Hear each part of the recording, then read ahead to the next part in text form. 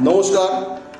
25তম ভারত ভঙ্গ মহোৎসবে পঞ্চম বেদকথা এক্সটেন্ডেড পার্টে আমরা ধানসিঁড়ি আজকে পার্টিসিপেট করতে চলেছি, এই অনুষ্ঠানে অংশগ্রহণ করতে চলেছি। আমাদের এই প্রযোজনাটা এনএসডি দ্বারা প্রেরিত একটি স্ক্রিপ্ট, সেই স্ক্রিপ্টের মাধ্যমে আমরা একটা অভিনয় করে দেখাবো।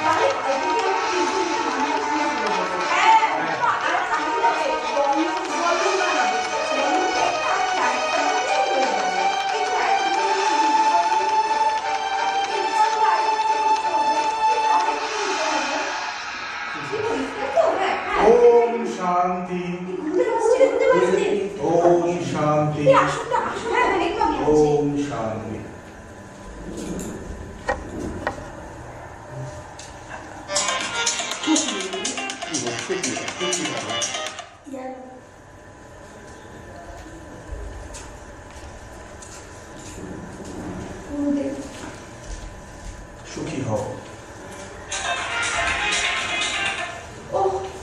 মহিষটা আজকে যা বেগ দিয়েছিল না, আমি তো ভেবেছিলাম আর শিকারটা হবেই না। উফ, কতদিন আর শিকার না করে থাকা যায়? মহিষ শিকার না হলে আমরা খেতাম কি? উপবাসে আর কতদিনই বা থাকা যায়?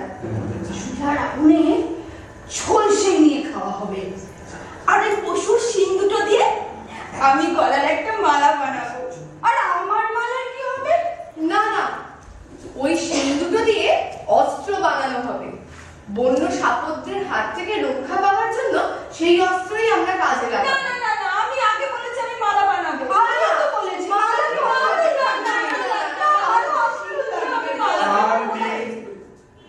শান্ত হও। তোমরা ক্রীড়াচ্ছলে এতক্ষণ যেটা করছিলে অপূর্ব হয়েছে। এই যে যেটা ঘটে গেছে সেটাকে তোমরা যে আবার নতুন করে ঘটালে, এটাকেই বলে অভিনয়। এই হলো অভিনয়। ঠিক তাই, জীবনের বাস্তব ছবি, যা দেখে মানুষ হাসবে, কাঁদবে, রোমাঞ্চিত হবে, উদ্দীপ্ত হবে, এটাই অভিনয়। আর এই সূত্রেই বলা হয়েছে কৃতানুকরণম নাটকম।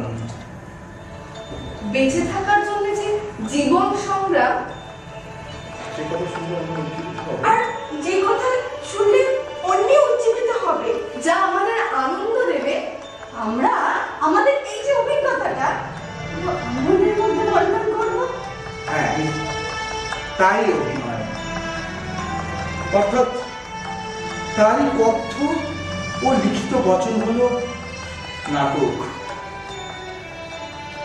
স্বয়ং ব্রহ্মা যাকে বলেছেন পঞ্চম বেদ। কিন্তু বেদ তো শুনেছে 4 প্রকার। একদম সঠিক শুনেছ। কি কি? ঋগ্বেদ, সামবেদ, যজুর্বেদ আর অথর্ববেদ। আর এই 4টি বেদের সমস্ত মূল উপকরণ নিয়ে গঠিত পঞ্চম বেদ, অর্থাৎ নাট্যশাস্ত্র। আজ সকালবেলা যখন সূর্যের আলোটা আমাদের চোখে পড়লো, ঠিক তখনই আমরা ঠিক করলাম শিকারে যাওয়া হবে। এই যে কথা যা দিয়ে শুরু হয় পাঠ, তা ঋগ্বেদ থেকে নেওয়া।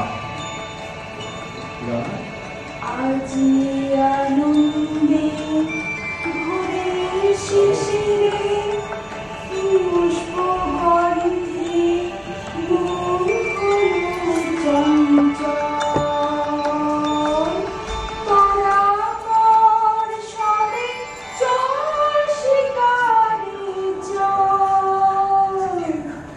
আজি আনন্দে ভরে শিশিরে পুষ্পগন্ধে মন হলো চঞ্চল। তারাপর সবে চল শিকারে চল। এই যে গান, এটা সামবেদ থেকে নেওয়া। আমি তো মহিষকে নকল করে অভিনয় করে তার কাছাকাছি পৌঁছালাম।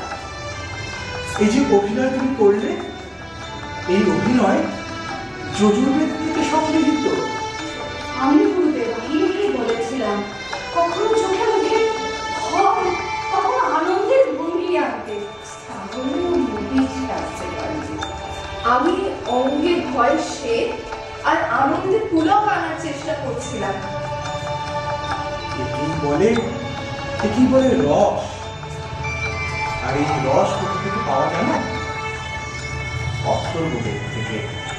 এইভাবে চতুর্বেদ থেকে কিছু কিছু নিয়ে পঞ্চম বেদ সৃষ্টি হলো, যার অর্থ হলো নাট্যকম, তাই তো? একদম সঠিক বলেছ। তবে মনে রেখো, এই অভিনয়ে আবার 4টি ধরন আছে। কি বলতো? বাচিক, আঙ্গিক, শাব্দিক ও আহার্য। প্রভু, বলো। আমরা কি করছিলাম সেটাই করে দেখাচ্ছিলাম। কিন্তু এই যে তুমি দেখাচ্ছিলে, অর্থাৎ এই দেখানোর মধ্যে তোমাদের যে যুথবদ্ধতা, তোমাদের জীবনের অভিজ্ঞতার বিভিন্ন অংশ নেওয়া, ভয়কে জয় করে জীবনের জয়গানের কথা বলা হয়েছে বলেই তার নাটক হয়ে উঠল। তাহলে প্রভু, অভিনয় কি স্বাভাবিক? অবশ্যই অভিনয় স্বাভাবিক এবং অত্যন্ত স্বাভাবিক। তবে শোনো, অভিনয় কিন্তু নিয়ন্ত্রিত স্বাভাবিক, অর্থাৎ তোমার স্বাভাবিক জীবনযাপন এবং তার উপর নিয়ন্ত্রণ, সেটা থেকেই অভিনয় হয়ে ওঠে। শোনো, নাটকের উদ্দেশ্য কি বলতো? নাটকের উদ্দেশ্য হলো শোক, তাপ, দুঃখ, যন্ত্রণা থেকে মুক্তি দিয়ে আনন্দের সন্ধান করা। অর্থাৎ একটা মানুষের জীবনে প্রচুর শোক থাকবে, দুঃখ থাকবে, যন্ত্রণা থাকবে, কিন্তু এই শোক, তাপ, যন্ত্রণা নিয়ে তো মানুষ বাঁচতে পারে না। তার মনের মধ্যে আনন্দ উদ্রেক করতে হবে। সেই আনন্দ উদ্গীরণের প্রথা বা পন্থা হিসেবে আমরা নাটককে বেছে নিই। মনে রেখো, এমন কোনো জ্ঞান নেই যা নাটকে দেখানো হয় না, বা বলা ভালো, নাটকে দেখানো হয়নি। মানুষের বেঁচে থাকার জন্যে, মানুষের শিক্ষার জন্যে, তা তুমি নাটক বলো বা অভিনয় বলো, তা হলো দর্পণ। এসো আমরা সবাই একসাথে বলি, আনন্দময় এই জগতে পরিপূর্ণ থাকো, উন্মুক্ত পৃথিবী, নির্মল আকাশ আর পবিত্র বাতাস, মানব জীবনে সর্বদা জাগরুক থাকো, মানব জীবনে সর্বদা জাগরুক থাকো, মানব জীবনে সর্বদা জাগরুক থাকো। এসো বন্ধু, নাটক নিয়ে থাকি, এসো আরো বেঁধে বেঁধে থাকি। এসো বন্ধু, নাটক নিয়ে থাকি, এসো আরো বেঁধে বেঁধে থাকি।